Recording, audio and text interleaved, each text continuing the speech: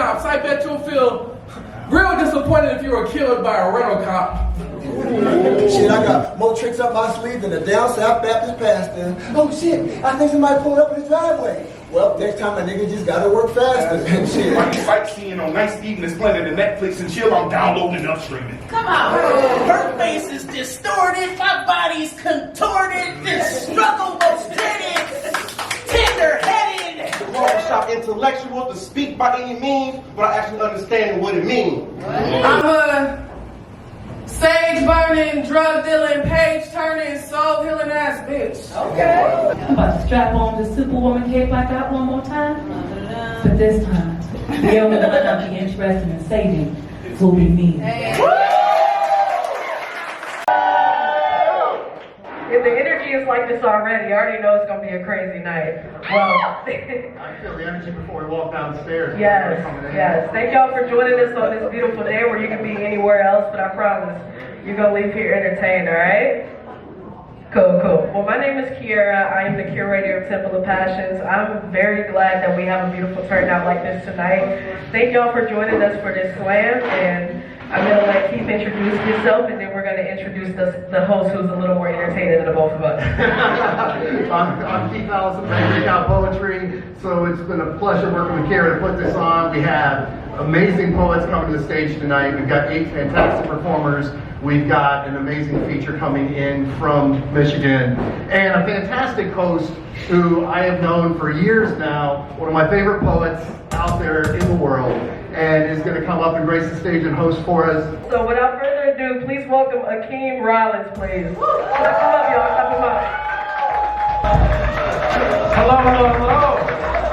All right, everybody. You are at the final show for the season of Temple of Passions. Give yourselves a round of applause. You give a little golf clap. Don't blow your throats down there. We got a lot of show to go. All right. So this is the final slam of the season, and TOP, Temple of Passion, will be resuming the next season in March. If you are interested, if you see this and you're like, I could do that, or I want to try to do that, please see your curator here today, right there, in the fly jogger. Did y'all see that jogger suit? It was good. You're so fresh, I almost picked you up from Whole Foods. You better stop. All right. So, just so you all know when stuff is happening, you are free to choose to follow Temple of Passions, TOP, on Instagram, or Angry Cow Poetry, also on Instagram. That is Key. Hello, Key. All right. This is how this is going to work. Who has never been to a poetry slam? Ever? All right. Wow. All right, so this is a fun intro to this crazy shit. All right. So what we are doing is a little bit of a different structure. This is a head-to-head poetry slam. Now what that means is there are 8 competitors. I will pull 2 names from my magical hat. It was really just $7 at Marshall's, but it's magic tonight. I will pull 2 names out of the hat. Those 2 poets will go head-to-head in a round. It's going to be tense. And then you all, that's y'all, you see yourself? You all are going to decide who wins the round. Based on the poem. Was it good? Did they perform? Did they give you what you need? Did they spark an idea?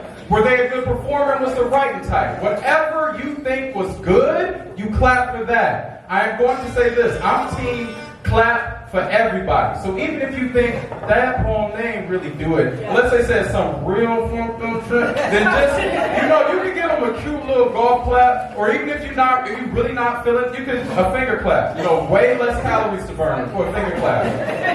Right there. Speaking of calories, if you need some, alcohol has calories, and we have bartenders. So please, drink. When you drink better, it works just like your vision, your hearing does. Everything sounds better too. So go ahead and have if you don't drink, me either, we can have water together in the corner.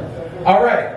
After the first round, we'll go from 8 poets, and it's a steep cut. Cut them in half. We go to 4. Then those 4 poets get pulled. And we go 2 poets each round, and then the final 2. The best 2 of the night. Y'all are going to be making Sophie's choice and choosing between your 2 favorite poets of the night at the end of the night. In between round 1, we'll have a short feature. And in between round 2 and 3, we'll have your main feature all the way from Detroit, Michigan. My good friend I have some of her art hanging in my room, and she's such a beautiful soul. Native Child Brown, give it up for Native. She rolled all the way here.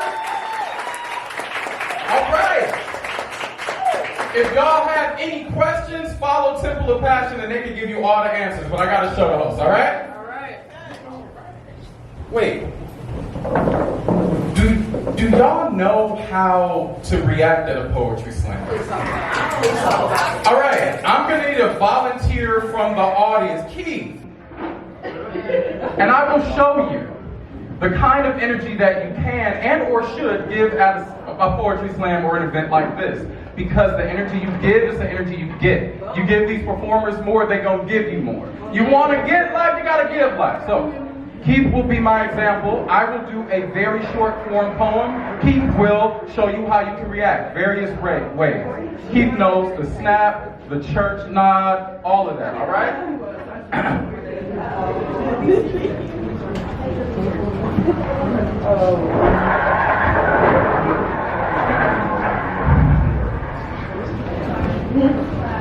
One fish, two fish. Red fish, blue fish. Knick, knack, patty whack. Give a dog a bump. This old man came rolling home. So, you can snap. Everybody, snap with me. That is acceptable at a poetry. That is a stereotype that we still uphold. You can snap at the poetry slam. If somebody says something that just took the word, everybody give me that good old church auntie, Pastor going in and he in your closet today, Exactly. If they said something that really got you, give it with a spit poet. Spit poet. So let's make some rain. Pastor going in, They said something real good. Spit poet. Spit poet. What you don't want to do is become a part of the show like that. You're performing. You don't want to disrupt them. You want to give them encouragement. So you're like, yeah, go ahead. All of that is good. Quick burst. Think quick burst. This is a quickie. We ain't got 2 hours to do the whole thing. You got to keep it raw. All right. Y'all ready to get the show started? Yeah!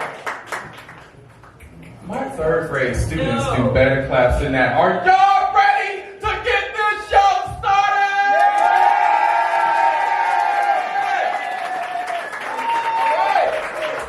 I'm going to pull the first 2 names out of the hat. Who will they be? Poet number 1 is Young Thomas. All right. Clap him to the stage. Clap him to the stage.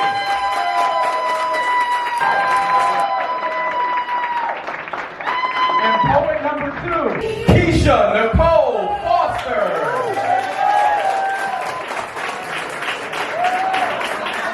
On deck is Young Thomas, but coming to the stage right now. Right now. Coming to the stage right now. Right now. Right now. Give it up for Kisha Nicole Foster.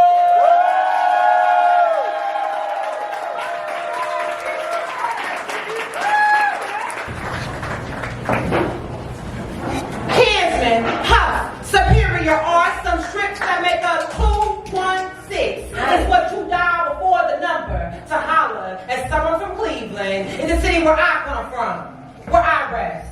On late nights, ride through hot spots, spin this intellectual game the good Lord gave me. Trying to pick up a date for the night with my body girls creeping like professionals through the streets, incognito, not being seen or heard, cuz 216 is like that.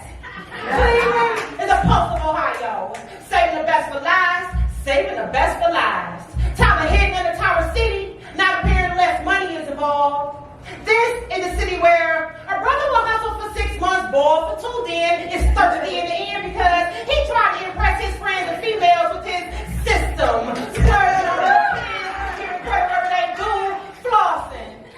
This is a city where a female will talk shit in your face and do your dude behind your back and then she'll go to church on Sunday because she's a Christian. How you like that? Yeah. This is the city of CP time. You gotta be there at 5.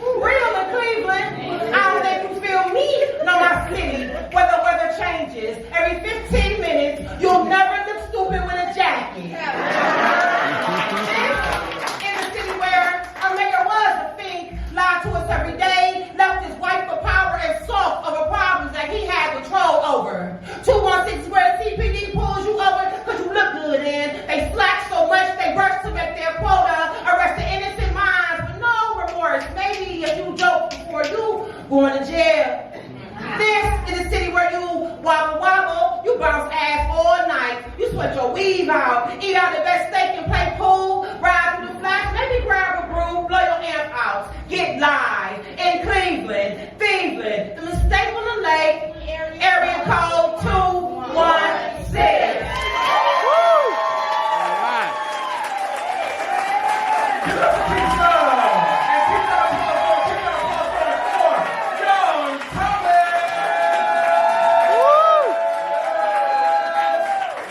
Tommy. That's how you start off the show. I'm telling you.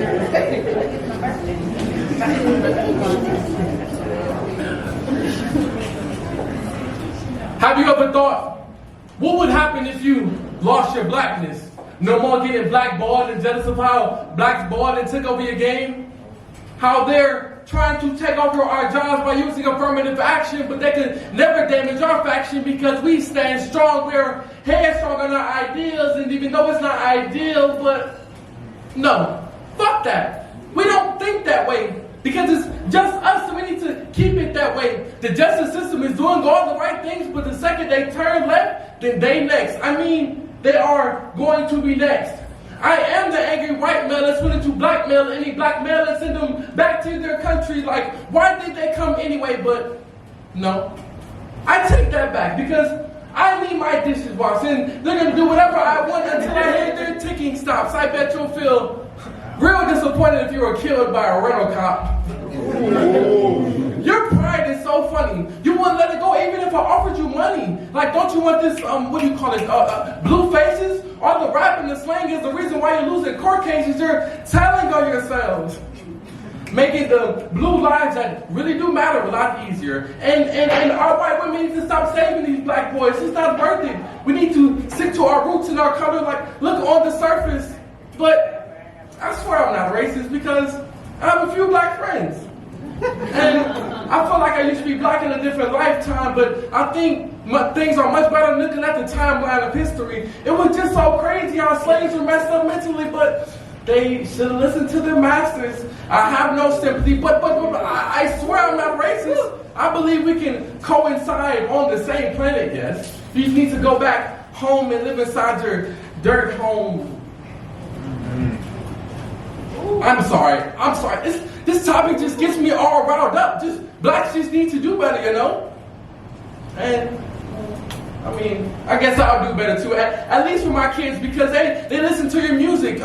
Seeing the what do you call it? Bad bitches in your videos, trying to emulate all the money, the cars, and the clothes. Like, where are the hoes?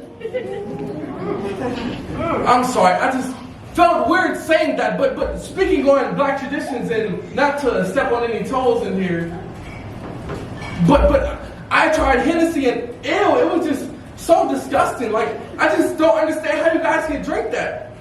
But I did try the weed, and now that's something I can back. You know, it's almost worth.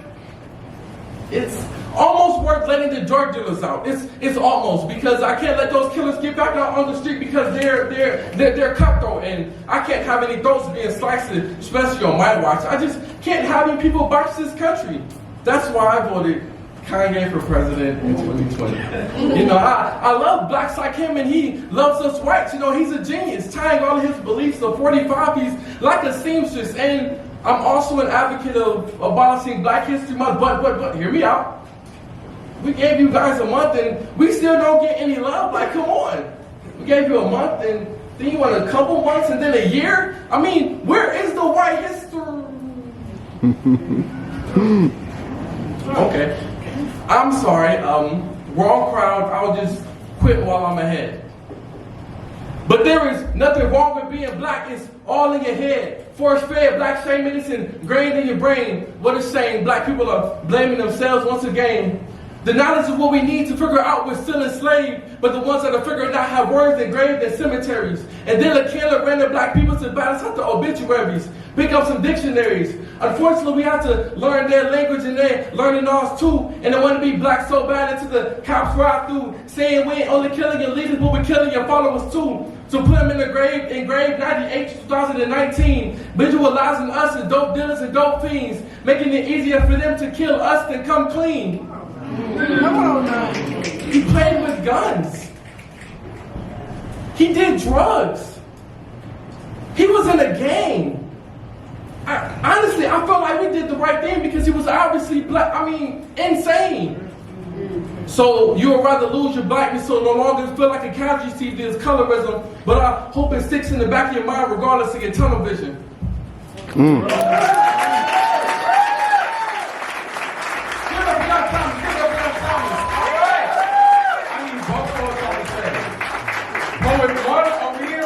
Right here, and we're gonna do this Apollo Kiki Shepherd style. I will be your barometer. So I will hold my hand over one poet, you will cheer, and I will say, act. I want you bone quiet, cemetery on Halloween quiet. That black cat ain't have two halves quiet, all right? And then I'm gonna go to the next poet, and you are going to show them love, all right? The poet with the best applause wins. Poet 1.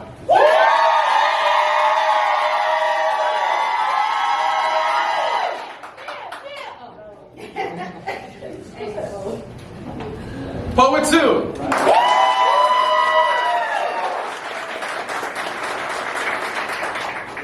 Give it up for Young Thomas. Kisha, stay.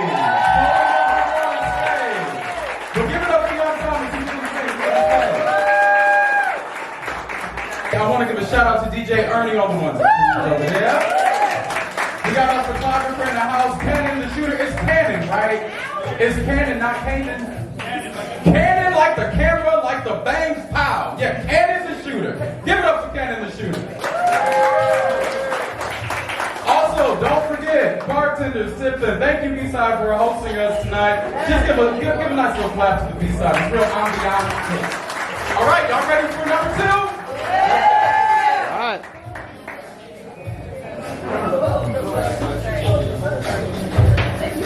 Brave Nate.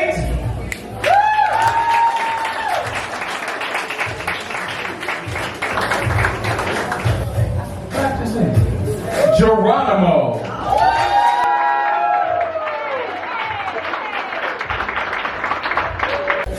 On deck is Jeronimo, but coming to the stage right now. Right now. Coming to the stage right now. Right now. Right now. Give it up for Brave Nate.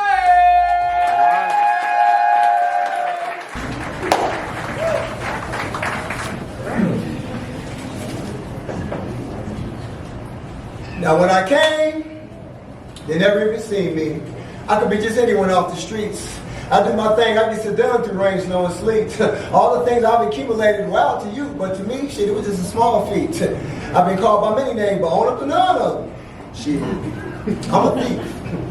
I'm a crook. Look at what I took. Video games of all names. I do this with all no shame. If it's missing this because I came, I saw, I liked it. I decided I wanted it for myself. I stole. I got your credit card, my nigga. Now your ass is back in the hole. If I go to jail because of a snitch, I'm gonna get the person that told. Shit, I want even shit. Yeah, who me? I'll play the role. Shit, I ain't even got it no more because to the highest bidder it was sold. I sell PlayStation 3s and big screen TVs, old ass DVDs and scratched up CDs. But you can't even point me on the lineup because you didn't even see me. Every time I go to jail, I got a goofy ass family member all on social media talking about free me. 70-inch wide screens and true religious jeans. Y'all know you bought them, but I've been to your house, which means now I got them. I'm stealing from the people at the top because I started from the bottom. Man, I'm a beast. I ain't never been caught. All those designer clothes in my closet, yeah, I stole that shit. Ain't none of that shit I bought. You come home with your shit going as I'm pulling away with the things that you worked hard for. Next up, Salem Avenue, 3rd Street in Ardmore. No wig, no makeup, yet I'm still a clown. Sort of like Thanos, I make shit disappear. Shit, I help shut the Salem Mall down. Shit, I got more tricks up my sleeve than a down South Baptist pastor. Oh shit, I think somebody pulled up in the driveway. Well, next time a nigga just gotta work faster and shit. Ain't none of y'all ready. There's a good ass reason why they call me Five Finger Freddy. I'm slick and I'm quick and I'll get over the full fast. And if I think they're worth selling, shit, I'll steal the underwear run up off your ass. I have a lot of things, but one of them ain't time. I have a habit, yeah, I know if he's stealing shit that ain't mine. I steal toys too for Power Rangers and Blues Clues. You know, shit is just something that I ain't used to. I don't care what you buy, I don't care what it be costing. My nigga, I'm like a dentist and I'm stealing whatever you call yourself flossing. Now, if you own it, then I want it. I steal from whites, blacks, and the handicapped. I don't discriminate, baby. I'm a thief in your ass. Better get some insurance. A barking ass dog and a boss ass alarm system is one hell of a deterrent. But shit, that ain't even guaranteed. Shit, I get brave as hell once I done smoked a little weed. I'm always on some bullshit. Pass it along. I'm a break it. If you left it outside, that's like giving me permission to take it. Now, stealing ain't right. I've been going to church lately, y'all, and I've been trying to shake it. Now, if you on the video game system, you bet not let me play with it. I'm a thief, my nigga. I steal shit to make sure I get away with it. I stay hustling. I stay grinding. I stay willing and dealing. Walking to the mall with $1,000 in my back pocket, and I'm still stealing.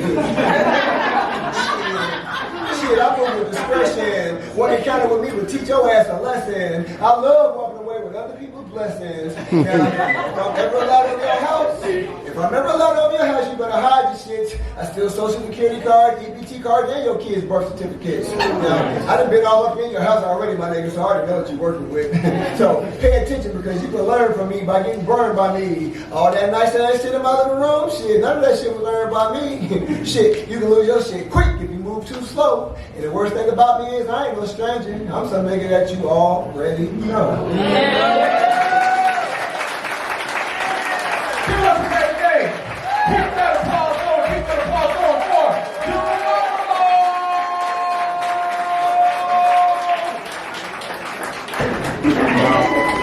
I'm not a thief. But I am an insomniac.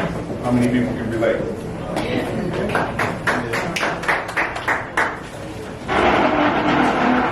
Since I started counting sheep, it hasn't increased my sleep, but I started using friends. 1 sheep, 2 sheep, 3 sheep. Since I started counting sheep, it hasn't increased my sleep, but I started losing friends. 4 sheep, 5 sheep. I try to lose my pen every time I use my pen because truth comes out and I'm back losing friends. They scramble and scrabble to see why I'm angry with them, have cross words. I say maybe it's words with friends. Maybe they thinking I'm soft because I'm light-skinned. But that's like thinking this conversation won't go left because I'm right-handed. By the night sending it because I'm nice with it. They'll hate and say something fake like nice ending. Haters be losers. They truly don't like winning. Think about it. Or think around it. I'm a parent that'll whoop your ass and your head skipping the ground without baseball bats. You know that you're grounded. I'm the future without naming the ninth planet. Pluto. My venue be packed. Stay in the room only. You couldn't buy a ticket. You're outstanding. You inspire, and that's ill to me. So you cut, copy, paste, and crop your field of dreams. Get it? Baseball bat, ninth inning, field of dreams. Kevin Costner nominated Oscar on the silver screen. Never mind. And never mind that last line about the silver screens. I just like silver things, shiny things. Work with me. My mind shines with it. Reminds my mind flows Mercury. I named one of my boys Phoenix.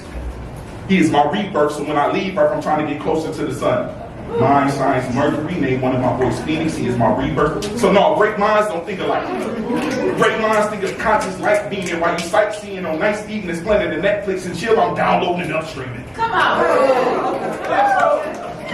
I try to tell other people's story because this is what happens when I tell mine. There's telltale signs I'm a hard worker, like working the gold mine and the real line at the same time, the whole nine. I'm either extraterrestrial, a heavenly celestial, opposite infinitesimal, but add another decimal. Even if I was a vegetable with handwriting illegible, you still get to know and get the notion this guy's incredible. Okay. So I try to be sweet and think of nice things to say. So I snicker, imagine these Hershey bars on Mars driving a Saturn view through the Milky Way. That's a candy-coated car bar. It seems outlandish, but the fact that we've never seen Earth, but those bars made you leave Earth and dream of other planets, and this is the dream planet. So I started counting sheep. 1 sheep, 2 sheep, 3 sheep. Will someone please come count with me?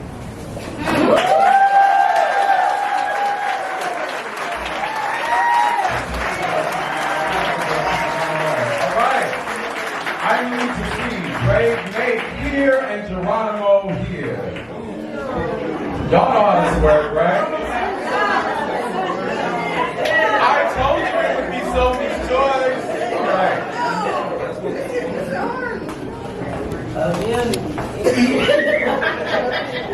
Poet 1.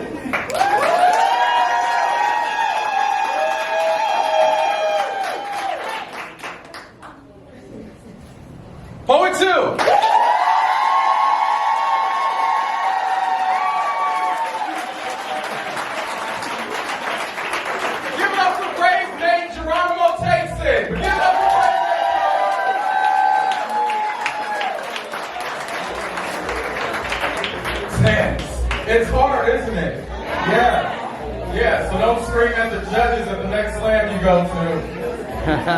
All right. Let's keep this show moving, shall we? Oh, I forgot to mention that first prize is $225. Second place is a membership to Literary Cleveland for all of their events, mixers, workshops. They do a lot of stuff. Yeah, all things that artists need, they do that. You want to know how to make a book? You want to know how to get published? You want to know how to tour? They got workshops for that. And they have them in person and virtual. And you can become an instructor if you win second prize. All right. Vision.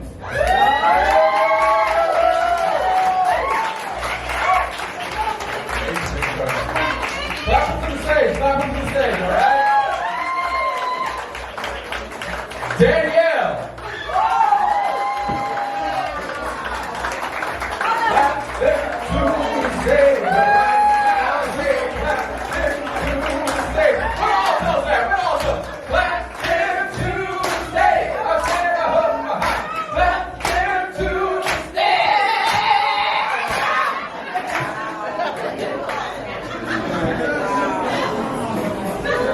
Vision. Oh, there's so much love here. Let's see blood. Vision. Since you were called first, you call the coin toss. All right. It's heads. Danielle, who goes first? Vision. On deck is Danielle. But coming to the stage right now. Right now? Coming to the stage right now. Right now? Right now. Right now. Right now. Right now? Give it up for Vision.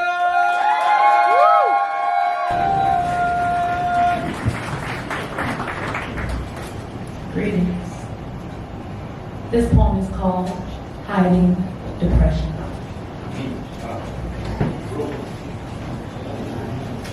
I mean, it kind of just came from out of nowhere. Slowly but surely, like thick, cold molasses oozing its way from a frigid jar. Moment by moment, day by day, the joy I once knew began to elude me, slipping further away from the corner of close and closer to the intersection of but yet so far. But see, this emotional opponent is not unknown to me. It has, without an invitation, visited me before at other times. With no regard to the energy it takes or the destruction it makes, it has found a space in the only place in this whole entire world that is truly mine, and that is in my mind. And I have no boundaries. See, depression ain't trying to make no good impression. It has no chill, and it does not wait, but it's way more ways. It's there waiting for me from the moment I wake, and I'm just trying to open up my eyes and start my day. So I pray, because everybody needs me. I got fires to put out, tall buildings to leap. There's no time to take a pause for the cause that is me. I gotta strap on this superwoman cape that's been passed down to me from my ancestry, along with a custom-made mask that was made just for me. But it does bear striking resemblance to the one worn by those who came before me. Each one of them contoured to conceal not healed scars that run so deep the soul can feel, but the naked eye cannot see. And even though I try to forget them after all this time, painful memories come back to replay themselves over and over again in my mind. I fight to stay present, but invisible tides keep me traveling back in time to people and places and things that changed me. Now I'm off creating fantasies about how life would be if things had went down differently. I guess I'm still waiting for God to grant me that serenity. But would I recognize it if He gave it to me? And that, ladies and gentlemen, is my reality. But see, I can't let my reality show. I gotta keep my face ready to face the world with my superwoman cape on and my matching mask and toe, because see, being secretly depressed is fine. But then if I let it out, then now I'm just a black woman and ain't as angry. But now I'm starting to feel like this faking until I make a facade is starting to manifest into a destructive way of escaping. And I just keep showing the fact that I can't, hiding the fact that I can't manage my life, my home, or my emotions. I just keep showing happy, smiling pictures of all my productivity, knowing I can't feel a thing. I'm just checking off boxes and going through the motions. I have somehow managed to get lost in my own body. I want to run away, but there's nowhere to go. I've been convincing everyone that I'm on cloud nine, but really I'm just hiding in the fog, praying nobody knows. I just want to feel again. Dance in the rain again. Taste, touch, and smell everything that I do. Swim, flowing backstroke through the waves of life instead of feeling like I'm drowning in a cesspool. But how does the one who's the life of the party admit that they are dying inside nice and slow? How do I admit that I've fallen so far from grace and I'm praying that nobody knows, but I guess in fact, nobody else matters. Because I'm the one that has to live with me. And I've been running for myself for so long, and I'm so tired. That's not the way my life is supposed to be. So I may have to step away from the lights and the cameras and the action for a minute. Because true healing is not posted on the gram, nor is it televised. It's not sexy, and it's not pretty. And it's not for the whole entire world to see, so viewer discretion will be advised. But then, I get to remember how powerful I am. Because I truly need my mind and soul to be free. I'm about to strap on this Superwoman cape I got one more time. But this time, the only one I'll be interested in saving will be me. That's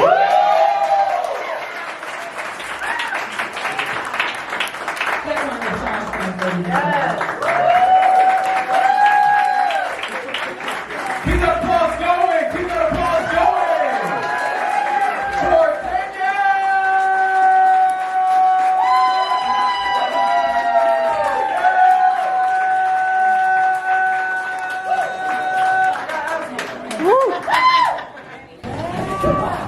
Okay, let's go. Danielle! Y'all too young to know about that. We shouldn't slow down. No, we're not gonna slut shame. Not yet. Funny how the same kitchen that could warm my soul with a bowl of tomato soup and a grilled cheese sandwich transforms into a torture chamber. One metal leg chair positioned in the center of the room, the smell of burnt hair and blue grease, an old school hot comb burning over that blue flame of the gas stove. That broken handled piece of hairbrush, she knows about these battles that take place daily, but she ain't telling.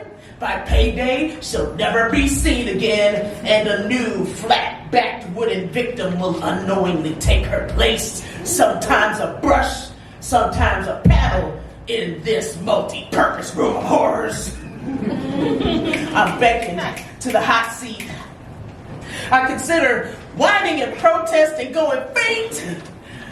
But one stern look from my tormentor threatens my entire existence. I accept my fate.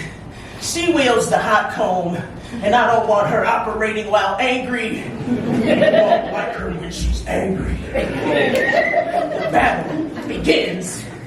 My scalp starts to moisten from the pressure of fighting to stay still as the sizzling comb passes perilously close to my ear, threatening to burn me if I flinch or fight, while my tormentor wrestles to tame my tangled new growth, strong and stubborn as the black fist I picked it out with. Her face is distorted, my body's contorted, this struggle most dreaded, tender-headed. My tormentor's wrist veins thick as ropes in this battle to gentrify my hair. Pull my brains out through my hair follicles, harness them into pigtails using 2 concrete balls and a bungee cord. A torture device, also known as a barrette. The bungee cord stretches to full capacity, but instead of harnessing the bundle, it snaps back and cracks my skull in protest, leaving colossal damage. Don't I dare not scream. It's school picture day. My tormentor has high hopes that this year her artistry will be represented favorably. But little does she know, these good looks have a shelf life that ends right before the camera flashes. Now say cheese.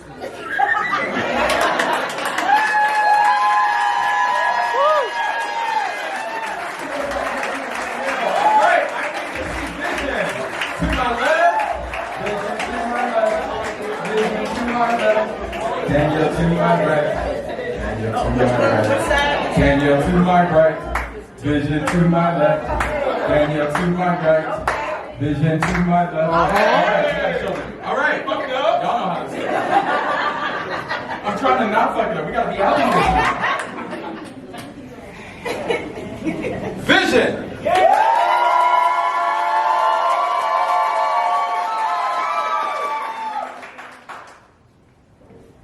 Danielle.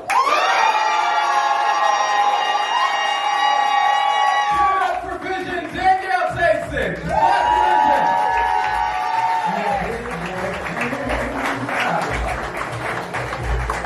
All right, the last two poets know who they are, but I still have to pull the first name. So if you are one of the last two poets, you can start making your way up here. This is the last bout before the end of round one. Are you guys excited? I said we're all excited! Yemmy!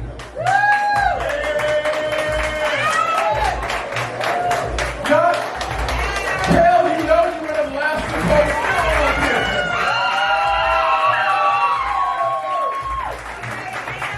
On deck is Kel. But coming to the stage right now. Right now? Right now. Right now? Give it up for Yemmy!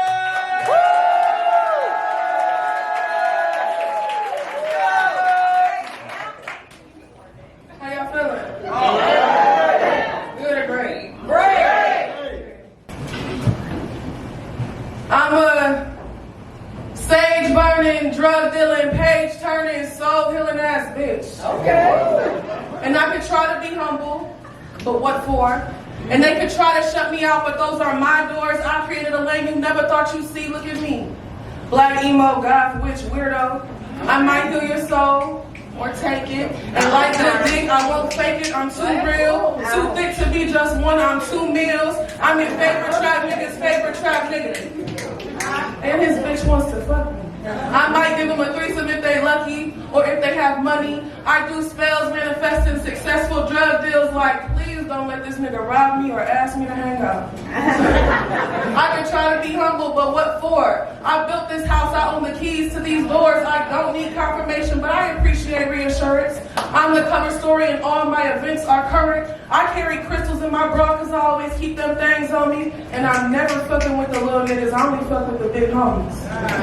Look at me, pretty face, alternative urban text. They be like, Yemmy's stuck up, Yemmy's mean, but I'm in my head trying to figure out how to sell these perks for more than 15. I swear I'm cool as fuck. My face is either in a book or in some money. And they must not have told you it was some good pussy under a little tummy. I won't take too much more time, I'ma leave, but if they ask you to describe me, tell them I'm a sage burning, drug dealing, page turning, soul healing ass bitch. Thank you. Keep that applause going, keep that applause going for Kel!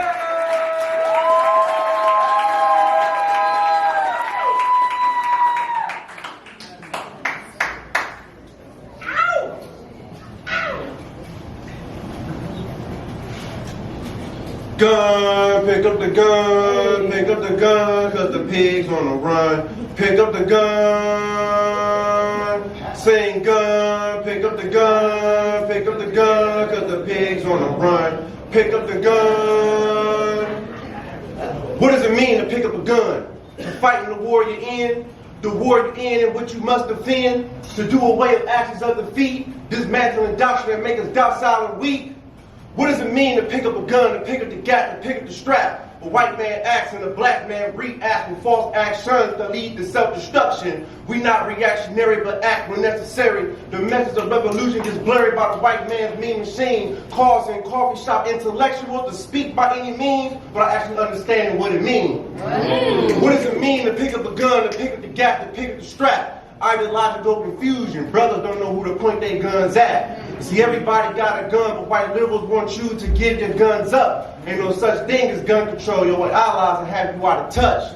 I praise the Lord, but past that ammunition. No more Negro excuses to submit, hiding behind religion. I send peace to the pig, at the same time I offer him. Send his ass straight into the slaughter, because if you don't, you'll still be acting false actions at the grave sites of your sons and daughters. What does it mean to pick up the gun, to pick up the gat, to pick up the strap? You shoot for the 3, you shoot for those DMs, you shoot for the loot, the game, and the rock. You love to shoot a nigga, but you scared to shoot a cop. What does it mean to pick up the gun, to pick up the gat, to pick up the strap? For every generation, you gotta teach the fight for liberation. Shoot back at this Western imperialistic hustle, because black life, your black life, don't belong to nobody but this struggle. Sing gun, pick up the gun, pick up the gun, cause the pigs on the run. Pick up the gun, one more time. Gun, pick up the gun, pick up the gun, cause the pigs on the run. Pick up the gun. Thank you.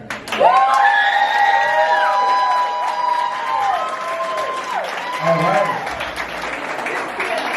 This is the final time Bill do this round. I need Yemmy on my left, Kel on my right. Yemmy on my left, Kel on my right. Okay. Yemmy on my left, Kel on my right. All right. Don't get me to twerk, dude. Yemmy.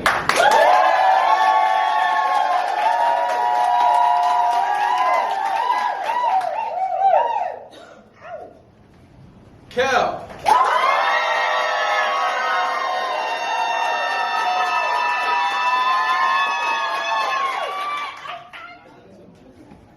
That felt definitive to y'all, right? Yeah. Yeah, that did to me. Give it up for Yemmy. Kel takes the round. Give it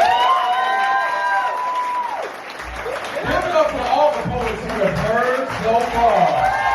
Give it up, give it up, give it up, give it up, give it up, give it up. All right. We have a special treat for you all. Before you hear from me some more, there is a poet, a young person who I believe has never been on a stage before. And in their young person audacity, you know how Gen Z be, they approached here and said, "Can I read a poem?" Wow. So we are about to witness a cherry pop.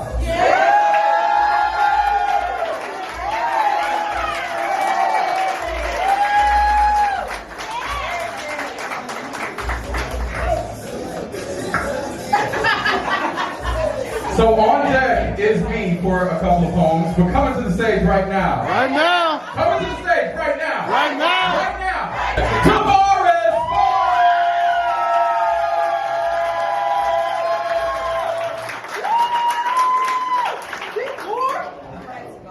That's my students.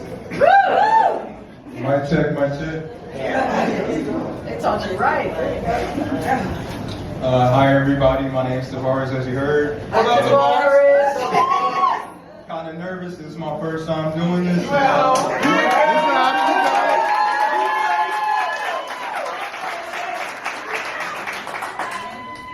I'm a freestyle poet. I find it pretty nerve-wracking to write poems down, so I kind of just let it rain out and see what flows. That's right. I actually have a title though, so I got kind of for it. I named this poem Battle Cry.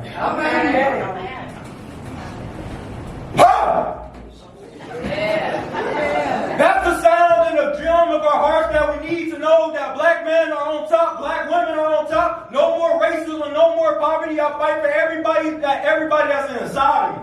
I'm a black man. I'm on a mission. I'm on a mission to make it right for my people and everybody else's people. See, black man don't mean that I just go for my own kind. I bring everybody up, all the humankind. So when I say these words and you feel what I'm saying, I know what I'm saying is coming not from the grave, but the bringer of life. For everything I say, I'll let it go down. A touch of God rains out. See, I may try to say these words with sternness and nervousness, but know that when I mean what I say, I know that I'll have it in my heart to do as I say. See, I'm not a regular black kid or a young man. I'm on a mission to do what I can. And I'm not just doing the bare minimum, I'm doing the maximum minimum. See, we gotta get down to the nook and crannies to know what's going down. I gotta say, my long little granny. That's all.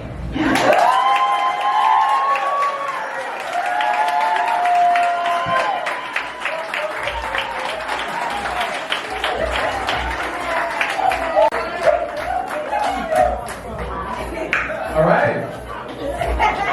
Okay. Are you all ready for a breather? Yes. Hi, I'm AKeem. I'll be your sorbet poet. I'm going to do a couple of poems. If that's okay. That's okay. That's fine. Go ahead and clear that up. This is called What I Know, God-Given Name.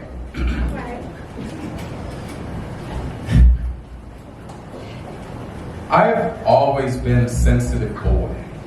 I grew into a sensitive man. When I learned I lived by a victim narrative, I thought first, they were right. I am too sensitive, too soft. The world can snap me because I have allowed myself to be a twig where my trunk should grow. Then I got smart. Then I looked in a mirror. Then I remembered my God-given name, AKeem, Yiddish origin. God shall establish Jamal, Arabic, handsome. Rollins, European, famous throughout the land. God shall establish handsome fame throughout the land. My name is a sentence, not a prison. I am not jailed nor defined by it. I am defining it. This is for every soft boy who was told the world will snap you in two when all of your love was enough. The world will not break me because I bend. What I know is I am a 10-gallon person, as my best friend says. Large and deep capacity to love, who was told by cups and thimbles that my sensitive was a weakness. My sensitivity is my greatest strength. My kindness and my care worked through a filter I accepted from people the world broke already, who thought they bench pressed their oppression when it already crushed their hearts to dust, taught me I was too soft, too weak, too sensitive to live and give in a rib-snapped Adam and Eve world, that it would grip and rip me from heaven to hip. I called death like God's mercy once. No more. The world snapped their hearts, mine pumping just fine. Real strength is being authentically who and what I am in a world that breaks its back trying to break mine. My spine is just fine. God shall establish. My name is divine. Handsome, fame throughout the land. I have all this heart and art to give as much as I have cells of skin crushed flat and thin. All of me still breathing. A song birthed from the lips of a flower. My mother sang my nectar into existence. Honey, sister girl, syrup, brother boy. I wasn't born with sugar in my tank. I am the whole damn sugar cane. Rough and sweet and natural as a curl. A 10-gallon person is a conservative estimate. I can love like the world is on fire and I am the ocean. There is nothing weak here. Jesus and Judas wept. Only one of those was for weakness. I know why the heart is the strongest muscle in the body. My capacity to feel everything viscerally and still stand upright with my shoulders back and looking you straight in the eye. It is my strength. It is my God-given name. When the whole world opened its mouth to swallow me, I learned how to fly.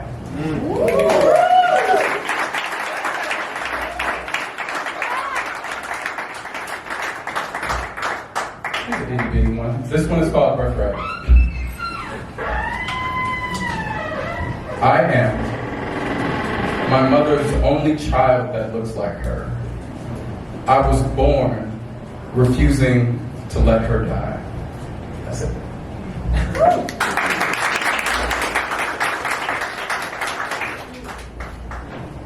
All right. And I'll do, I guess, this one and one more. These are all drafts, by the way. I stopped poeting and I stopped writing, and then I went to therapy for a long time, and then I started a daily writing practice. I've not read these, so we're discovering them together. On Becoming. A wise sage once said, "It hurts to become." I get that now. The ache is in the breaking of what once was comfort, now a bed of life's stillness, now movement, stone, now wind. If there is a God, they have changed. It is unholy to remain inert. Nothing about the orchestra of humans says still.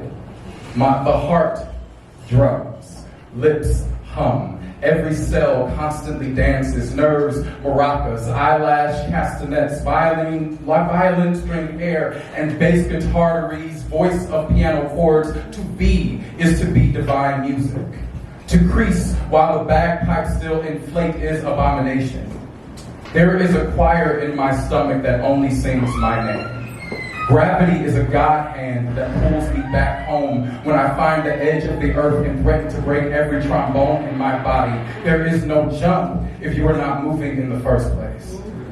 I broke my stillness, and every fiber ate a hallelujah so loud my mama's God set it as his alarm to get started. Everything comfortable hurt, called me to float to elsewhere, lost me at sea, an unmoving plank, but the sound of the waves, cymbals crashing, begging me to re-enter my body like an open mouth scream in a nightmare. I mistook for a dream and I fought myself the whole way to healing because health looks a lot like harm to those who only know pain. Freedom looks carceral when life is encaged in fear. Responsibility does feel like blame when every limbs is set to shame. I had to relearn my own name and know it'd be the first word of the holy book of my life. I fought thunder, fought strife, lightning and fire, suicidal desire. I decided to choose myself every day. Every day. There is a fresh sun waiting for my hello. Every day, I send their light back to them. I call myself beautiful every day. Out of vanity and indulgence, out of delicious luxury and still being able to write my own chapters and verses, I am alive, and that means I am holy. I stayed, and that means I can move. Still, I was buried in the grave of depression and decided to take a deep breath. Smell the roses growing above me and decided they had enough of my blood liquor, drinking them to growth. I want to grow and smell myself this time. I dug out, but not alone. There was love there the whole time, not waiting on the surface for my return, but deep underground with me, where I was. Sometimes I mistook love for groundwater and watched it sink deeper into the earth, leaving me dry and thirsty. Now I know. Love is a solid action verb, not a slippery object noun. Love was not the soil, but the shifting, not the worms, but the wiggle. Not the muck and messiness of becoming, but the becoming itself. All of the love in my life starts with AKeem. Yes. Sometimes the best becoming is just going back home. Home is here. I'm not at home. I am home. Yes.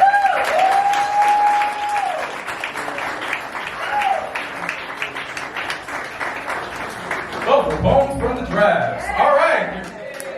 All right.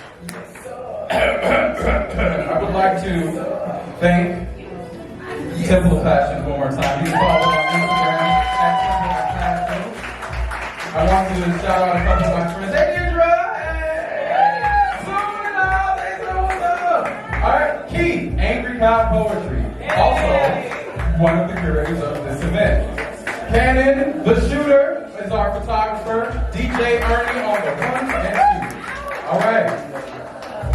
Y'all remember who made it to the next round, right? Yeah. I mean, you heard a white man in a black man's body. You heard about 216. You heard about a nigga that will steal the drawers off of your ass if you let him. You heard wordplay by the Milky Way. You heard hot gum trauma. Triggered! All right. You heard about putting on the mask and facing the world despite being crippled by depression. You heard drug dealing trap weirdos.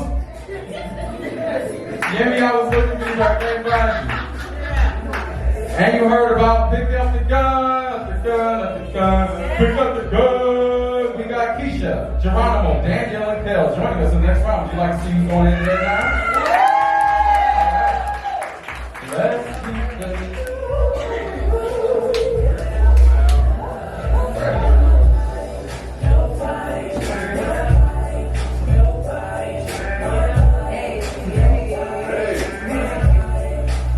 Danielle.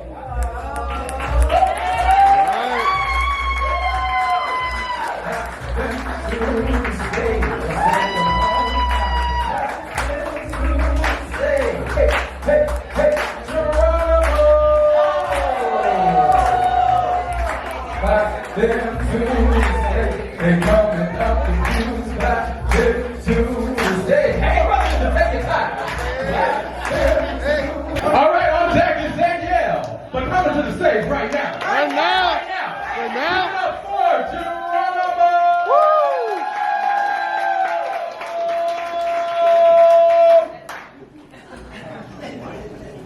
Sounds good. Really good.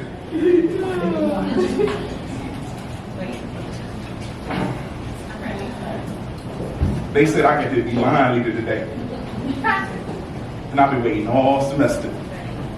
They kept giving it to Victoria, Freddie, and Chester. They said I did a great job this week. Did all my homework and turned in my bell worksheets. Even raised my hand to speak, moved all the desks and made sure they didn't squeak. And they said they served pizza at lunch. I love it so much, especially with that big old crust. But they said we gotta be quiet. A weird bell sound off, but we not leaving. A lot of kids screaming, their voices so loud I thought they all was singing. They say cover your ears so you don't be scared of the loud pops. They say it'll be okay, but the screams don't stop. And the teachers are crying. They say go ahead and sit in the corner, but it's hot like a sauna and the windows won't open. They said I was gonna be line leader today, but I'm scared, and I don't think I want to. In memory of the innocent lives lost to senseless gun violence. See, playgrounds don't play around. See, it's a training ground now. Yeah. Say around lunchtime, recess becomes the front line against the invisible battleground against the Captagon. Now, let me explain. I don't look at monkey bars the same. Those bars increase arms and kids so they have the strength to hold on to ledges and open windows and if necessary to drop down in the hedges. Merry-go-rounds become the last-ditch effort to avoid the burial grounds. Translation. There's no time wasting. Avoiding bullets in rotation require hand, eye, and foot coordination. Freeze tag is perfect for staying quiet, staying still when the active shooter is looking for their next kill and red light, green light don't seem right. You have to know how to stop on the down when running for cover in the right time and hopscotch. Fuck, hopscotch. Hopscotch teaches your baby how to hop and stop from a leg shot, and if that's not enough, hide and seek isn't for the weak, but it requires you to be meek. Find a dark closet, don't speak, don't peek, so you won't be the next victim that you won't see, because the same police that put the run up on an unarmed black man in fear for their own life won't use that fucked up advice to save the child's life. So that playground don't playground. It's a training ground. It's special, especially when your child has to be their own search and rescue.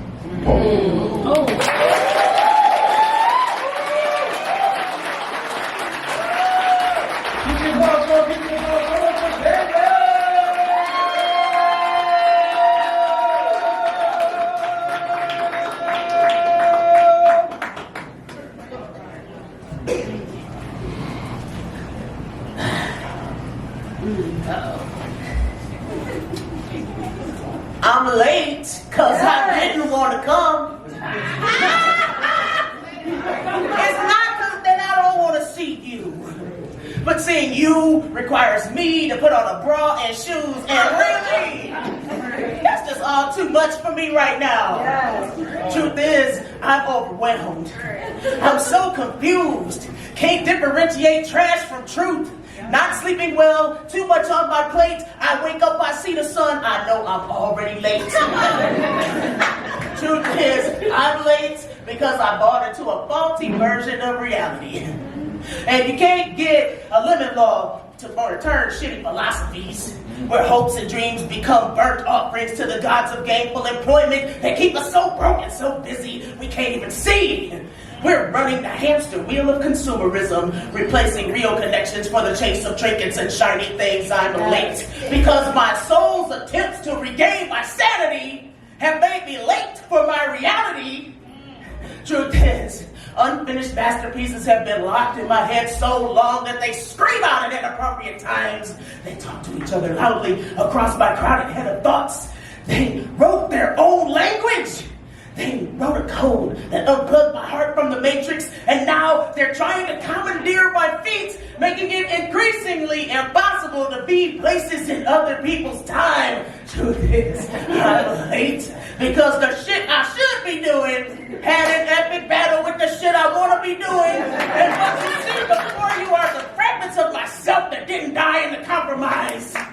Truth is, I don't like being late. And I'm ashamed of disrespecting other people's time. I don't mean to make other people feel unimportant. I'm just learning how to be important, and I'm late because our agendas just overlapped. Truth is, I contemplated not coming.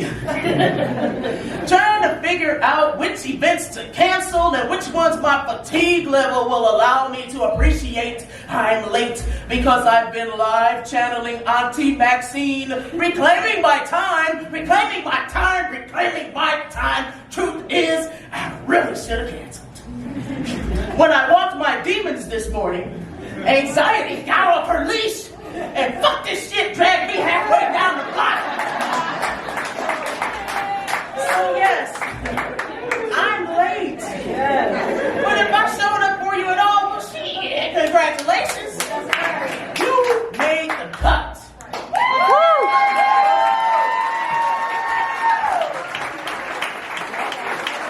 I want to see Jeronimo. I want to see Dan. Okay, you're on your place. All right. So y'all know how this works. We're gonna do it. All right. All right. Stop. Think about it. Jeronimo.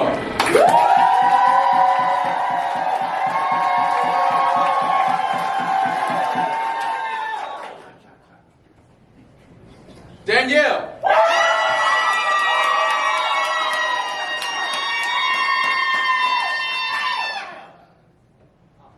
So I'm gonna just declare that in this crowd, okay? Right. It was, some parts, and it was like, ooh, and it was, so I'm gonna need you to do this. If you like Poet 1 better, I need you to put all your energy there.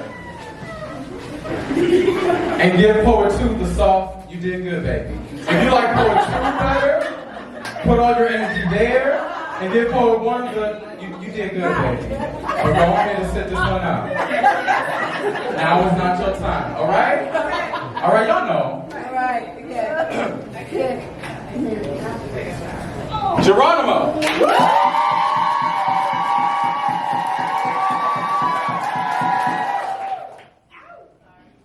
Okay. Danielle.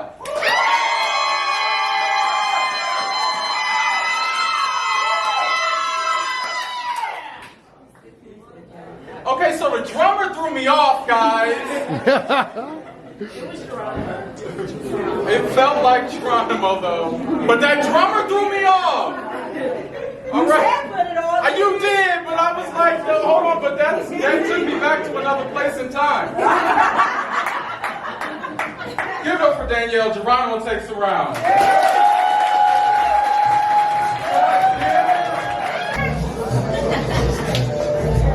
It's tails. On deck. It's tails. So coming to the stage right now. Right now? Right now. Right now? Give it up for Kisha.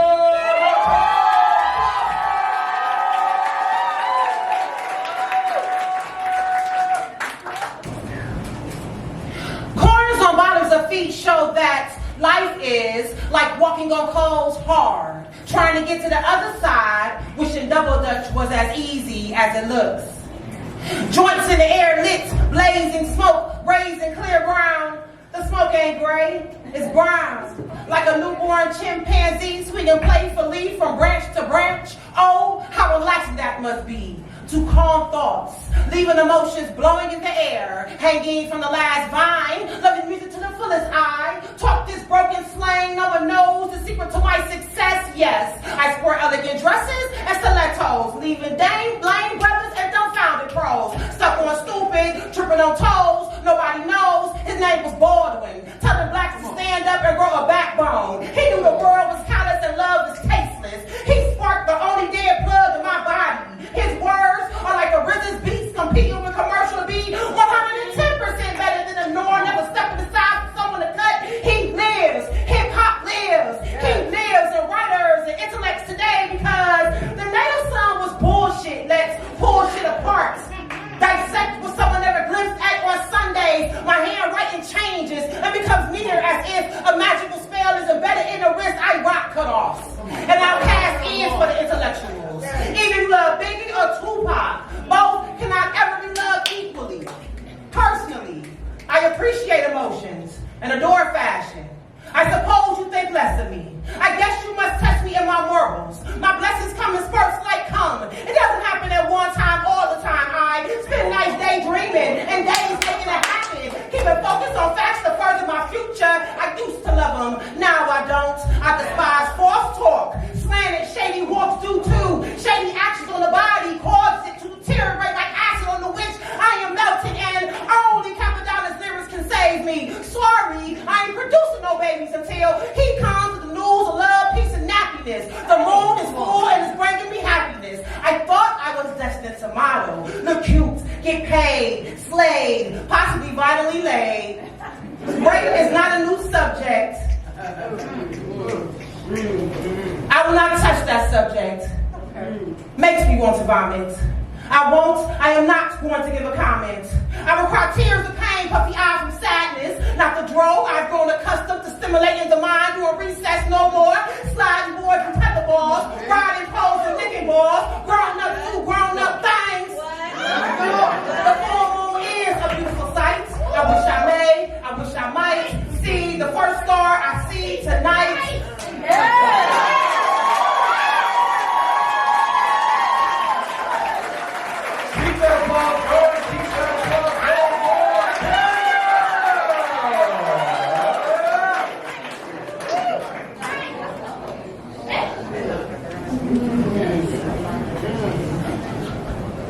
Family. Family. Family. Your family determines who you are. Your family also determines who you ain't. And in every relationship that you're going to have throughout the rest of your life, all going to stem from the way we relate to the members of our family.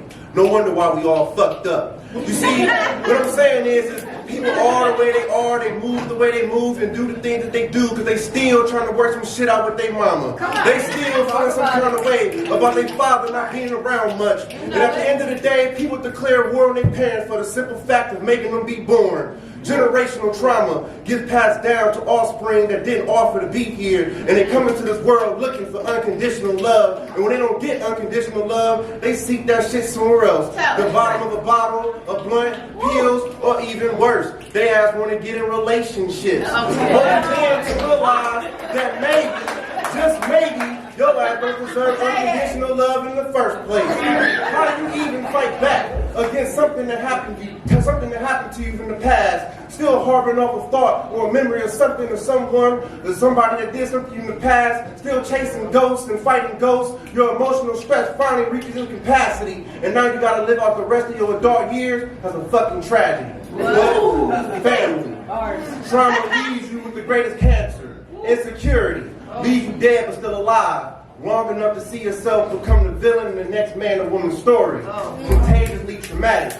But someday you gotta start fresh. Someday you gotta start new. Someday you gotta let all that shit go. But that's family. All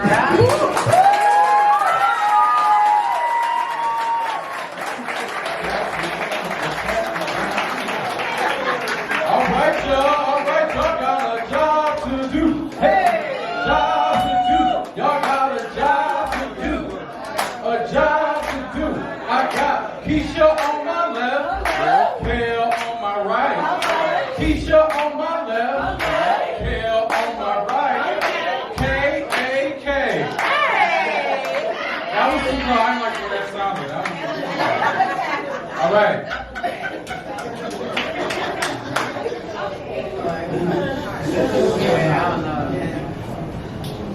Kisha.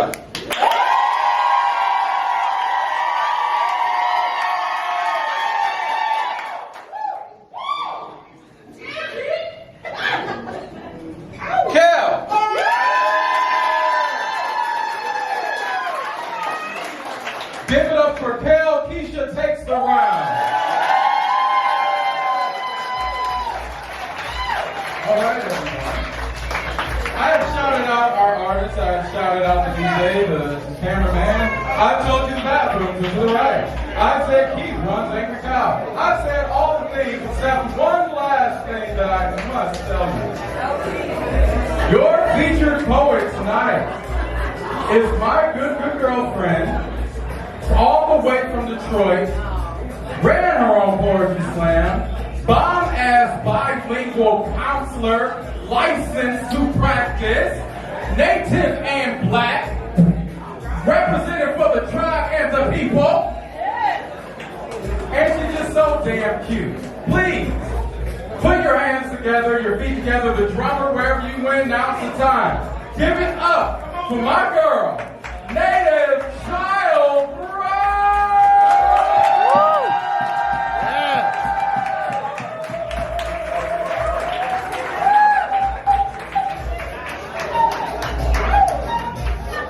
not going on.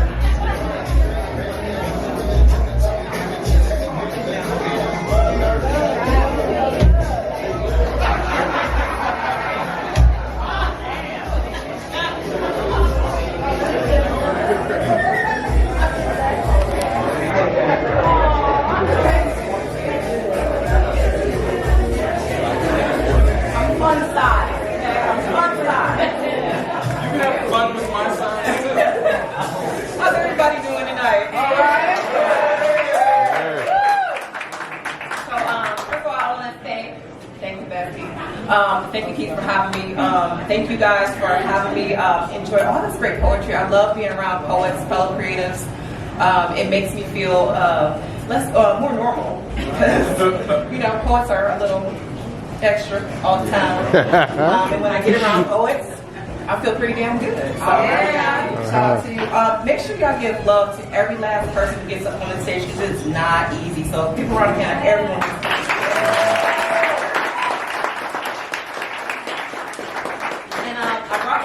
With me, so I want you guys, if anyone does follow me on Facebook, and you should. I have a very gregarious child. Her name is Cheyenne. She's with me tonight. She's 13. Yes,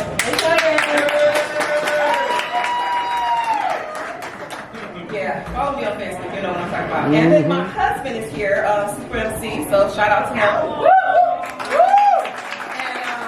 I'm going to do a couple of poems, and he's going to close out for me and do a freestyle. He actually holds the world record for longest freestyle. So, wow, he got bars. His tongue game is amazing.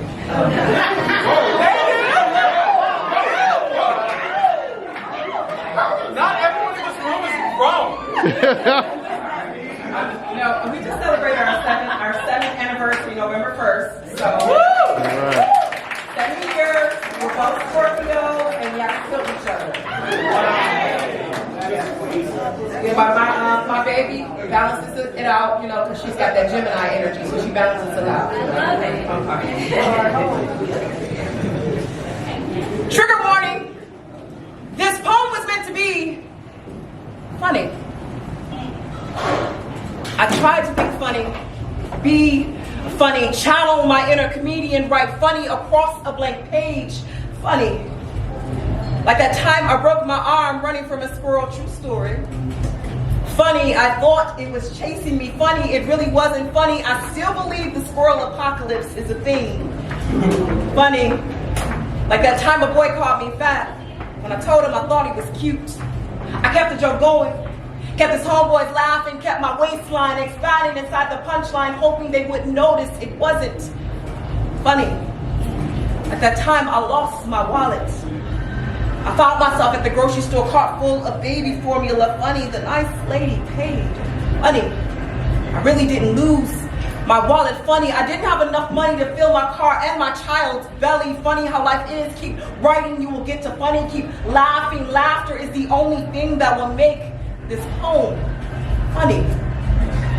At that time, I wrote my first haiku along the wall of my college dorm. Funny, it's actually a suicide note. Funny, no one noticed. Say the ones that laugh the most laughed the least, Robin Williams, Anthony Bourdain, my cousin, me. They say laughter is the best medicine. If I keep laughing, maybe I'll be cured. If I keep writing, maybe I'll be cured. After all, what do you say to God halfway through a poem? Or a prayer? A punchline? Or a suicide note? Funny?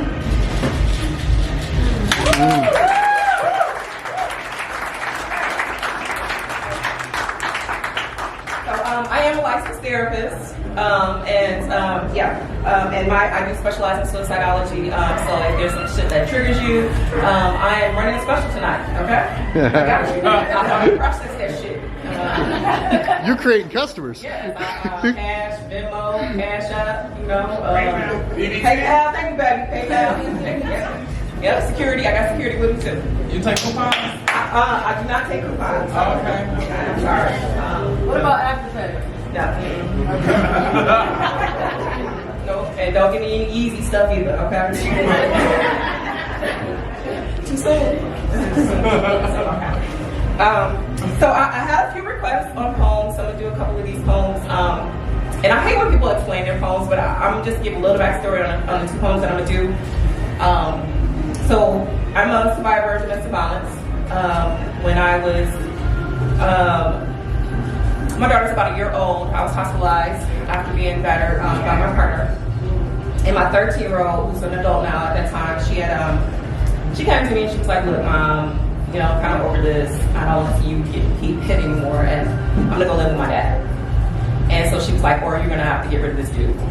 And I decided in that moment, to choose between my daughter or my partner, which is a really hard decision for those who have been in those kind of situations, because you have this person that has all this control over you, but you love your child. So I made the decision. I chose my baby. I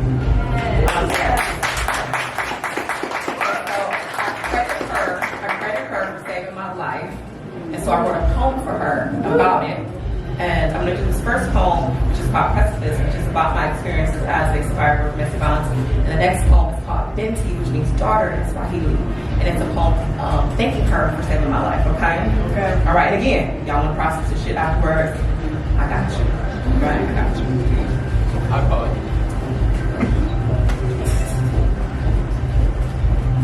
The first words my daughter ever learned, Daddy, no. At 13 months, she watched as I fell into the precipice of a Greek tragedy. I, Persephone, her father, Hades. By the time she was 5, she had learned to scream no louder than a whisper and repeat the lies I taught her to believe that black girls and black eyes were synonyms. She had learned to tuck her tears into places her father could not find, what scars and what scarves accessorize best the morning after Armageddon. Safety plans became like fire drills.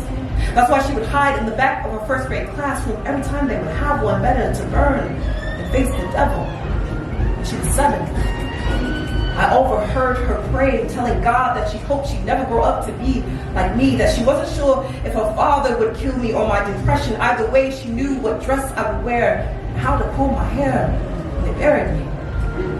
I left her father that same year and cut that tree down we used to hide under. Every time that monster would come out from under her bed next year would mark the 10th year since I left her father. And her sister, who's only 5, can't understand why we go back to that same tree stump every year to count the rings. But you see, I know my baby is still afraid of fire drills. And I have yet to throw away my scars. It is said, 1 in 3 women will experience violence in their lifetime. I have 2 daughters, both who have inherited my eyes.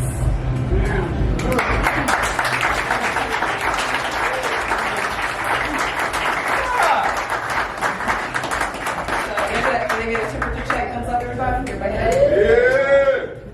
Yeah. So this one is called 15. I love you, baby. A long ride home back to Detroit, sis.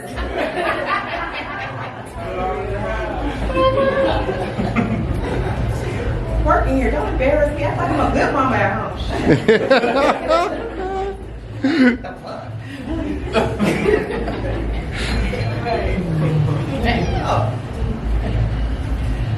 I was what? Oh, and side note, I'm dedicating this to all the daughters in the room. You know, every morning you guys get up, open your eyes, take a breath, let ancestors smile, because you are the future and you are doing the damn thing. So this is all dedicated to you, okay? I was wondering what I'd tell you the day you become a woman. The day you no longer need me to tie pink ribbons in your hair. That day, I will transform. From the 50-foot tall warrior who slays monsters under your bed, pours paradise to every meal, to this woman that I am, and so I wrote this letter for you. Dear future warriors, God was generous today. He blessed me with you. It took 9 months to perfect bliss, and I know there's so much to learn, so I offer you this. Own your body. Let every bend and twist inspire the world, that all that see recognize, respect, and deserve your deeply feminine curve. You see, I know it's a hard lesson to learn, but remember this. What's in between your hips is just as important as what's in between your lips. Own your anger. Never fear what's left. For you were born with a warrior's soul, with strength as your shield, knowledge as your sword. Even good girls have to fight the revolution. Even good girls have to fight for evolution, and know your life may not be televised, but you will still shine like stars in my eyes. Own your words. Choose them carefully, one by one, like lovers. For a woman is only as good as the word she stands on, and words are only as good as the foundation they are built upon. You see, I know it's hard. Being born in a fatherless room, conceived in this fatherless womb, but baby, don't make it your tomb. You see, I can't teach you to be a woman like me, because I am only half the woman you will ever be, and I can't teach you how to be a success, because our success was realized the first day you took breath. I can teach you how to love, a poet's love, a dreamer's love, a love that knows the where, the when, the why, the compromise. I can teach you how to love the moon and stars through a poet's eyes. I can teach you how to love words, like I love words, like I love you. But you must choose your own words. Write your own stories, tell your own truths. But for right now, before you have your own stories to share, I just want to hold you close and tie these pink ribbons in your hair.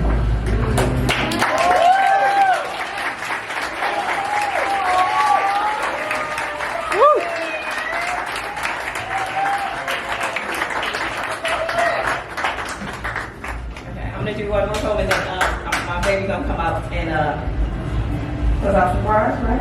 Oh, you got some bars? You got a dope ass beat for this dope ass rapper? Yeah. For this dope ass MC bars from Detroit. He's a black DJ, of course he does. Okay, baby, what? Real quick, let me. Go ahead.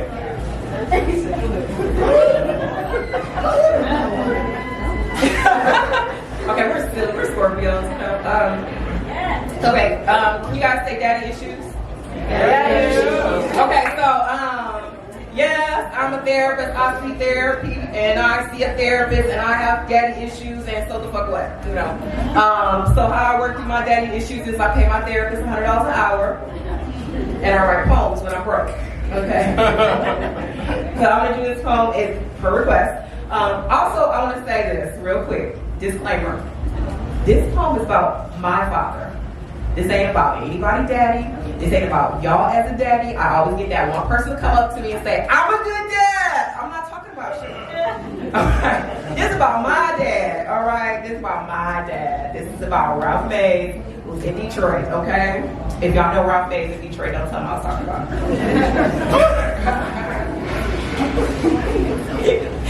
He thought I was talking about somebody else's dad. We heard his phone.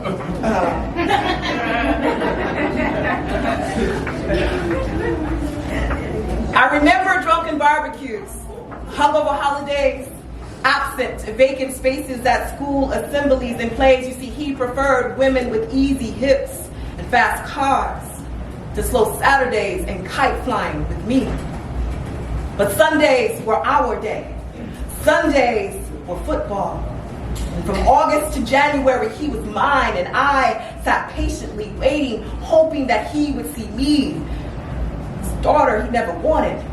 Instead of the son, he always hoped for. I sat eagerly learning chop blocks, face masks, triple threat offenses, hoping that one day that 50-yard line would draw me closer to that first man I ever fell in love with. The first man to ever break my heart. I remember when his team won its favorite team won its first division. It was 1991. You see, that was the year that Sanders ran for 1,500 plus yards. He said if they go all the way, he buy tickets to the Super Bowl and we go together, just him and I. That next week they lost to Buffalo. 1991, the year he left home, the year he left me, the year I lost my virginity and transformed. And the little girl so desperately trying to connect with an absent father who longed for an invisible son, to this woman that I am. I guess that year we all lost to Buffalo. It's been some years since then. Even now I still look for my trip to the Super Bowl. Even now I still look for my father and every unavailable man who breaks my heart. Even now, every January I'm saddened. Every relationship I am disappointed. Even now this woman that I am is still hoping that a father doesn't want this invisible son. Even now I'm still losing to Buffalo. This is the bedtime story I tell my daughters. Once upon a time, there was a little girl who loved her father. And one day she grew up and got to know him as a man. My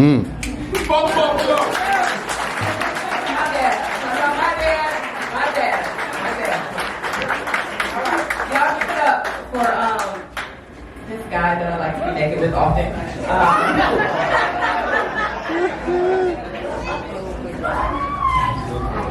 Super insane. All right. What up, though? That's what we say in Detroit. What up, though? People from other places be like, what up, though? Nah, we don't do that shit. And I like to shout out to my dog AKeem, man. Thanks for having a wife and come to do her shit. You know what I'm saying? But I'm kind of brutal and shit on the mic. Be nice. Be nice. What? Be nasty. Be nasty. No, not for y'all that up here and saying that shit. Oh no, I'm clowning. I'm about to motherfucking clown. Hold on, DJ. Not yet. We about to do some shit y'all can hear. Okay. You feel it? Alright. You feel it? Okay. You feel me? Alright. Dangerous, right? I say, you funny shaped chickens talk big and bad. Cause you found a doctor to switch your stomach with your ass. I ain't fucking with you.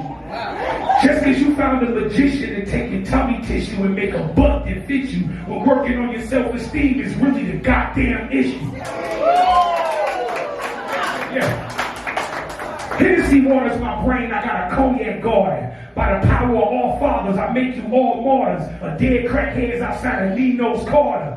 J and B. My initials are the Carters. Instead of 2 billionaires, it's 2 billion bars of horror. Until the sky scorching nightmares comes your tomorrow. You niggas beg and borrow. That's why strangling you with violin strings, it plays on your sorrow. No sympathy, the epitome of power. I could crash dummy through the windshield at 60 miles per hour. My doctor said you should have died from all that trauma. Well, trying to kill something that's immortal is a problem. Highland Park Imperial, Detroit material. I had you niggas murdered with guns with scratch cereals.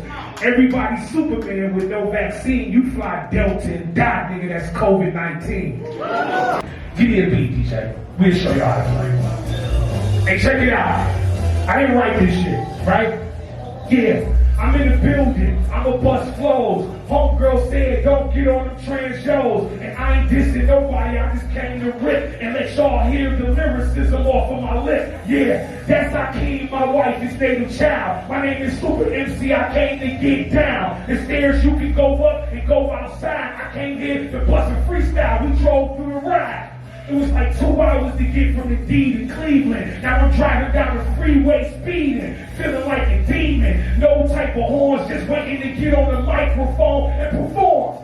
DJ, turn the beat up, I can't hear this shit. I'm on this microphone killing, hope you feel this shit. Inside my spirit is more than just God. I transform like a robot and eat them like Zai. If you can go back to the 80s, you can feel this crazy baby. Throw your hands up, I represent the ladies. Cause I'm a black man that stands up for black women and stands up for black men. I ain't on that shit, even though a thug nigga with a big ass dick and a gun with a long ass clip selling that white shit. Y'all know what the hood is about. Y'all know what I'm screaming on the microphone. You hear it out of my mouth. This is a real free, no pen and pad. My name is Super MC in real life. I'm that bad. Thank you. Audience, y'all have one more job left to do. We have a final round and we need to see who is winning so that we can give them money. And by we, I mean not me. All right, if you are in the final round and you know who you are, please make your way to the stage right now. Right now. Please make your way to the stage right now. Wow, it's so prepared. I love this. Kisha and Jeronimo would like to say a few words. Kisha and Jeronimo? Peace. So, me and Jeronimo know each other through somebody similar, and we are going to dedicate our last performance to our homegirl. You might know her, Tashay. She is not here anymore. We really miss her. Like, she used to be down here singing her heart out, almost crazy. Jeronimo did my tattoo when she passed away on my arm with her name and a music note. And it's only fitting. It's only fitting. Can we have a moment? Please. Okay. Thank you. She loves it. Y'all don't understand. She really excited. I promise. Thank you. Give it up for Tasha. On deck is Jeronimo, but coming to the stage right now. Right now. Coming to the stage right now. Right now. Last time, give it up for Kisha, Nicole, Foster.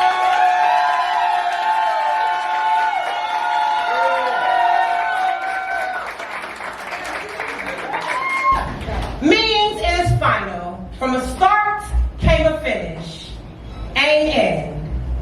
A new beginning to ain't end. It is an accomplishment, a fulfillment, a promise to oneself to go through. The mud and muck, the lies and deceit, self-hate and self-abuse. It relates to being intact. It is an answer to a question. It is endurance. Running through rain, feet paining, endurance, to abide, to persist. As a mosquito to your goal, smell the blood, search the area for the blood, puncture the skin and suck. To outlast and outlive. A survival tactic we have to remain, to wait, to endure, to linger.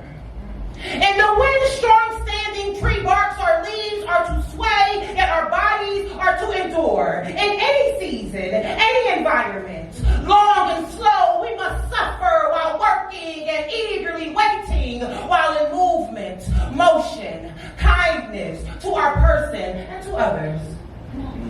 Don't Quit is a poem. It is real. Life is alive.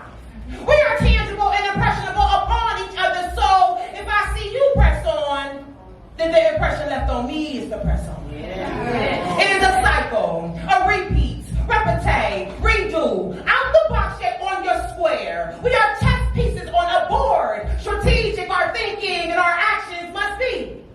We must stop self-torture with our thinking.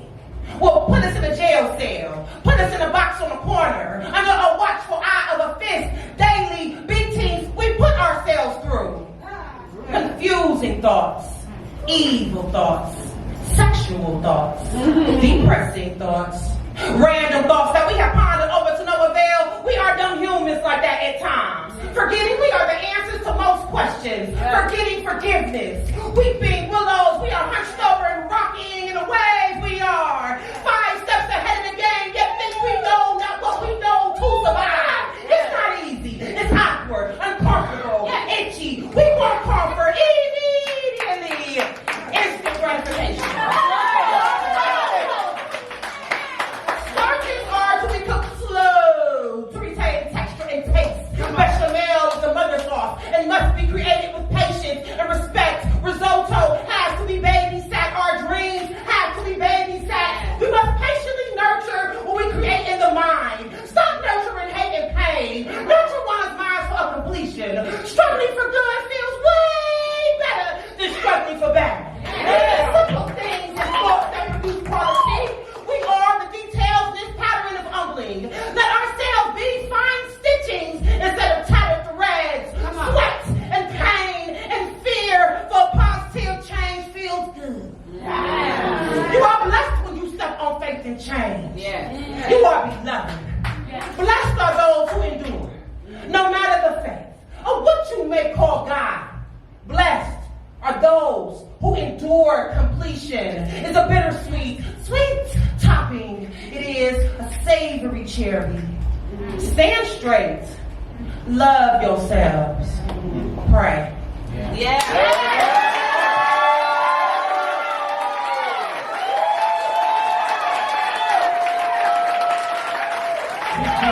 Going forward, Jeronimo.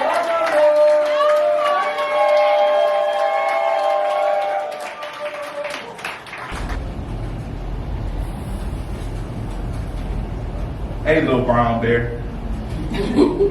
Little brown teddy bear. I be seeing your little ugly ass everywhere. I seen you in the hats.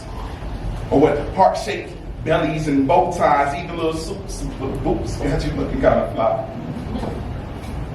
But, you know what? I ain't never really liked you. I'm just being honest. It's something about the optics. How I always see you when death of brown boys and girls is a topic. Come on, now. I be seeing you everywhere.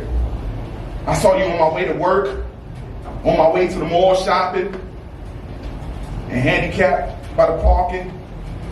Even taking my kids to the park and going to the supermarket. Brown bear. You know I hate you, brown bear. I hate you, teddy bear. Cause it seems like you're always here. Like you always near. Like you wash your paws in black mother's tears. I fucking hate you. You and your other goons. Tandem with candles and heart-shaped balloons. Empty bottles of vodka and cognac at the crossroads, but it would be crazy to wish on a wishbone just to have one of them little boys and girls back. I feel lucky if I had to deal with Annabelle or Chucky instead of you.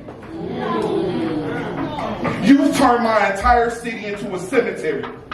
Candlelight visuals are just the unusual outdoor funerals. I bet you think it's beautiful. Waiting to pop up when another dies while the eulogy doesn't come from a pastor but from a mother's cries. Fuck you, teddy bear. Fuck you. Fuck you. I fucking hate you. My arms is tired from being a pallbearer because you keep taking all the pallbearers. So yeah, my arms is getting strong, but my insides is getting weak. Got me lying when I say I don't go to church. Cause you got me at a service every week. I know it's unfair, cause you're not inherently evil. But Teddy, I gotta hate you instead of hating my own people. Brown bear. You know I hate you, brown bear. Cause it's all black boys. We have to teach how to behave when dealing with the police. It's all black boys that have to deal with the grief of people seeing them and crossing the street. It's all black boys that resonate with the rejection from women because he's not a drug dealer, scammer, or tote weapons. It's all black boys that suffer from street culture, but black boy, you be culture. But all across the nation, in any location, is death or prison waiting. But cancel culture won't cancel that. It's all black boys suffering from the racial biases from principals and teachers, no matter their skin complexion. Black boy, your skin's a weapon used against you to continue the school to prison pipeline. It's all black boys, all black boys, all black boys forced to get it in the streets because father left home and mama can't provide enough to eat or shoes on their feet, or she got a new man, he dry caddy, so she divorced from her children because they look just like they daddy. It's all black boys that suffer from emotional drowning because all we know is we supposed to suck it up and be a man and be the man, but unaware how to process sadness and anger make black boys not want to breathe again. It's all black boys that can be found in an empty field, dressed in an outfit that can be found in a store near you. 3 slugs to the chest, his body decaying, but damn, he looks fresh. Balloons and teddy bears on street poles to be an unkept monument for more black boys to ponder if they'll be next. It's all black boys, all black boys, all black boys whose best way to make it in college and out the streets is to become an athlete when coaches is commenting how big his ass is and checking his teeth. That combined with slavery always looks strange to me, but black boy don't care. He trying to buy his mama a house, he promised. Give his little sister a bank account so she don't have to rely on another black boy if that black boy is being honest. It's our black boys, our black boys, our black boys.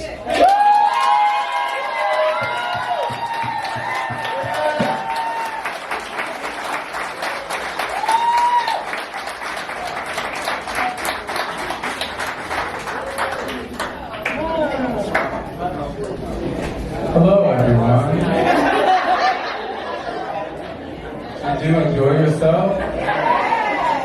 I sure did. All right. Now we are going to call the last 2 poets to the stage.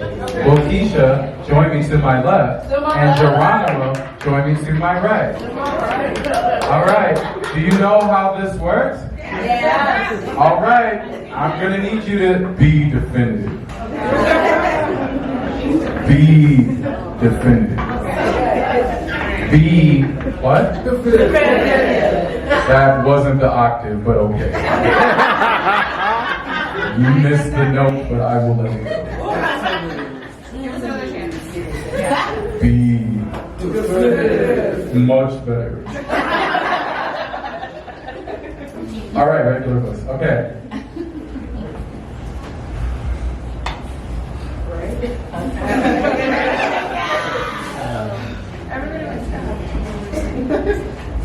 Kisha.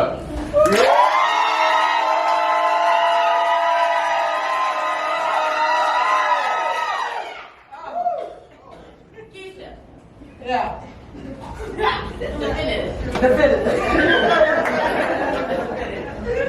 All right.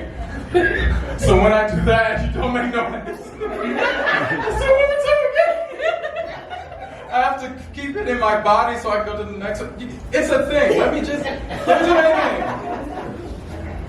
Kisha.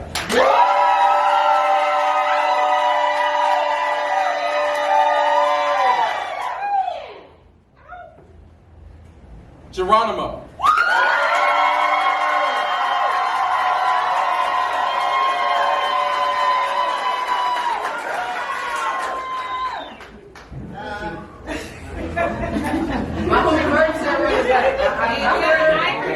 I was gonna say, I'm going to run that one more time. Think of this as your second COVID relief, all right? So now we're gonna do something different. The poet you want to win, make noise for. The poet you like the most, make noise for. Otherwise, be silent. Y'all got that? Yeah. There's a one time you can be a hater, all right? For free.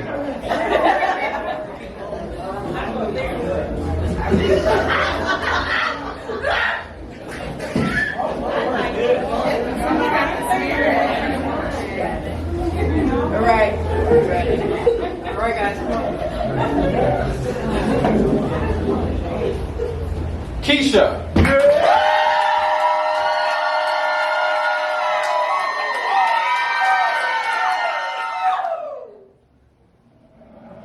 Jeronimo.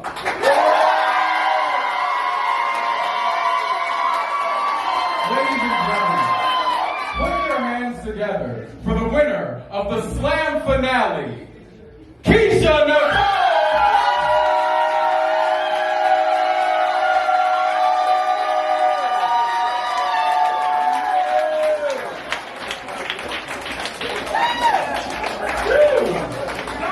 Wow, I almost took a fade. I would like to thank all of you for coming out tonight. Give yourself a round of applause.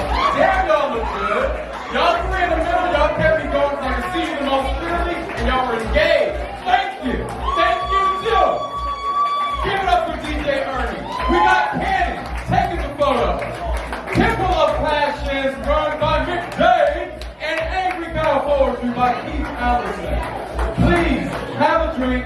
Tip your bartenders. Again, I take water. Nobody brought me water, and obviously I'm thirsty. Thank you all for coming, and good night. Sing gun, pick up the gun, pick up the gun, cause the pig's on the run. Pick up the gun, one more time. Gun, pick up the gun, pick up the gun, cause that pig's on the run. Pick up the